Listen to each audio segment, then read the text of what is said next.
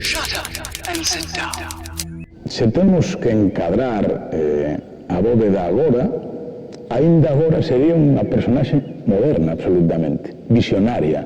Se un home dos anos 30 xa era moderno e aínda agora é moderno e progresista, queremos dicir tamén que o que el propuxo nos anos 30, no 2019, aínda non fomos quen de conquerilo. É unha das preocupacións que a mí me persigue, podíamos dicir, cando falamos tamén de memoria.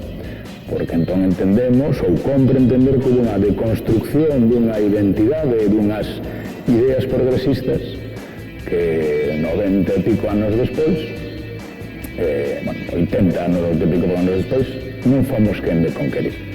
Aínda que a información que nos dan hoxe en día é que está todo conseguido.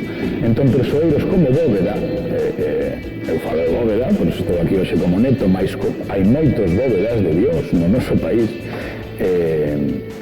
válenos como aprendizaxe para entender que aínda temos que seguir nesa loita, aínda temos que seguir aprendendo nós deles para poder avanzar.